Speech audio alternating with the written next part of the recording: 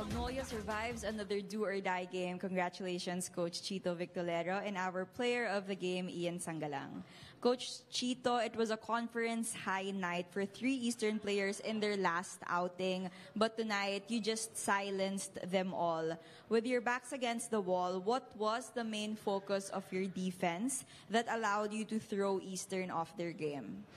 First of all, I would like to thank the Lord Jesus Christ for this win, and the word is survival. So we try to approach this game with a sense of urgency, with a proper mindset, and that's our call, the defense. When we're backs against the wall, we're in the do-or-die situation, we go to our strength, which is our defense. So we keep on doing that. We keep on practicing everything that we want to clean up everything doon sa mga mistakes namin, sa mga kulang namin.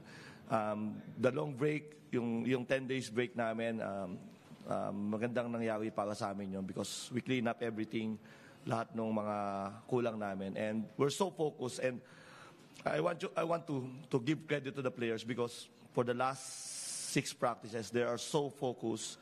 They have that proper mindset, and the goal is to survive. Now we will live another day, and we will try to prepare again for our next game. Thank you so much, Coach Chito.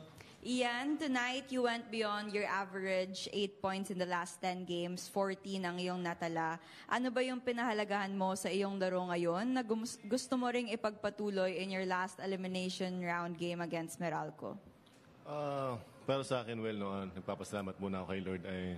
Sinimulan ko lang to sa practice namin, and sinubukan ko lang na ibigay yung best ko every practice para madala ko sa game na to, kasi alam ko this game is not an easy game for us, kasi alam naman natin yung Eastern na pwede rin silang nananalo din sila, sa taas din sila. So nag-start lang ako sa practice, and then good thing nadala ko dito sa laro, nagkaroon ako ng good start, and yun nga, hindi na kami pwedeng matalo sa game na to. So kung ano man yung mangyari dito, manalo-matalo, kailangan ibigay talaga namin yung effort, yung best namin, lahat kami. So good thing, kaming lahat nabigay namin yung gusto namin gawin ngayong gabi.